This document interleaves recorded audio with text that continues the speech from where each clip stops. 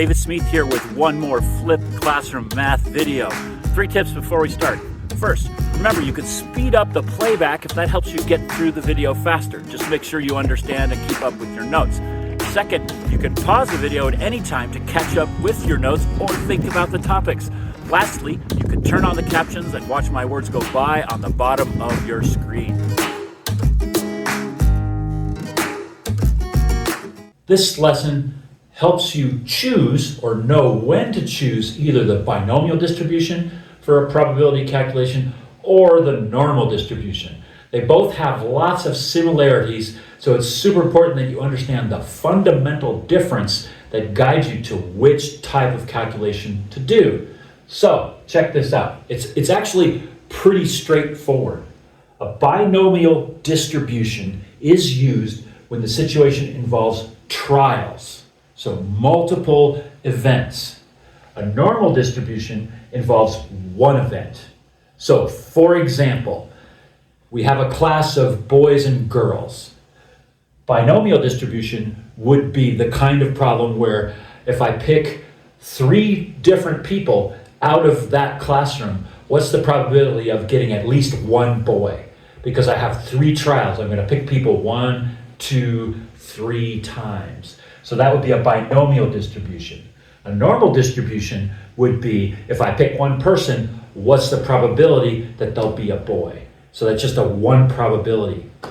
Similarly, if I have a range of numbers from 1 to 10, a normal distribution would be, what is the probability that I get 7 or greater when I pick one? Okay, so that would be a normal distribution problem. If I pick a number 6 times from that selection of numbers, what's the probability that I'll have at least 2 picks that are greater than 7? So I'm talking about trials in that one. I'm going to illustrate this with one example. So first off, here we are. We have an aqua farm, a fish farm, that has many trout. So a big pond or a big holding area, lots of fish. They're distributed normally. Okay, so already now we know we can use normal distribution kind of things with a mean of 39 centimeters. So that's the mean length, and standard deviation of 6.1 centimeters. So first, I express that in my normal distribution notation, just like so. You should already know how to do that. Second, here is my probability question. So pause the video and articulate in words what this is asking, and come right back.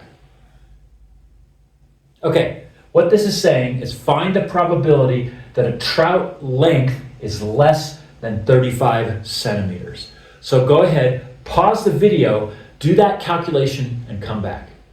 Okay, running that through my calculator, I get 0.256 or 25.6% chance that a trout caught out of this big farm is going to be less than 35 centimeters long. Woohoo!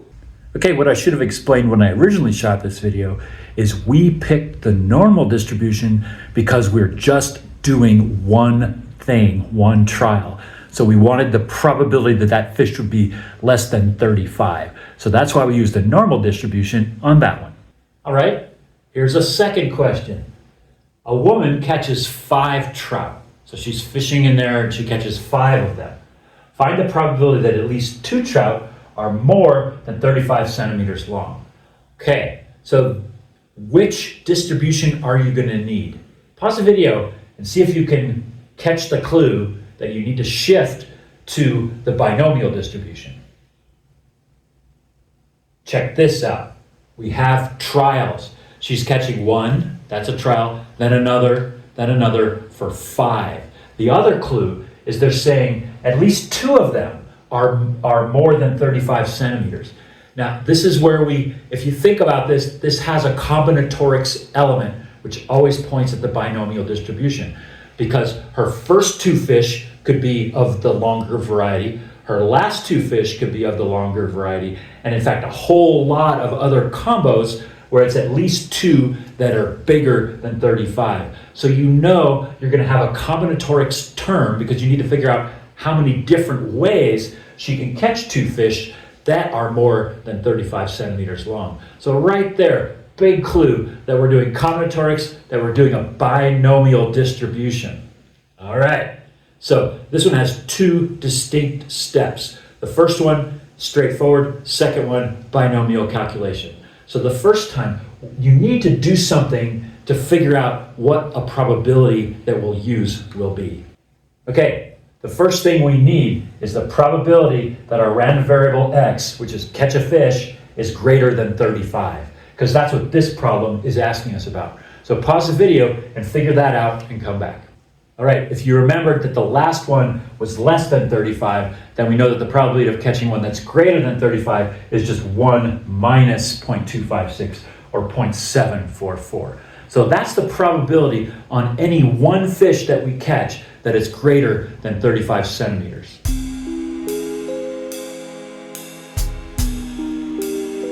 All right, let's see how you did with your calculation. Check this out. Here is my result, 0.983. Now, some calculators will let you do this. This is a left range, an increasing range.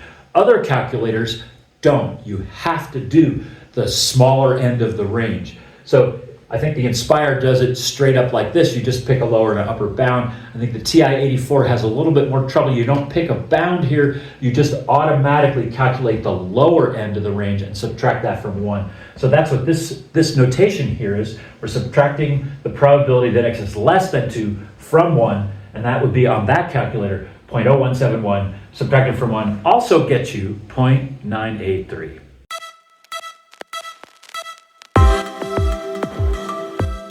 Now that you've watched the video, take a moment to write down any questions so you can bring them to our next class. Always remember, you can watch the video again to deepen your understanding. If you enjoyed the video, please click like and subscribe.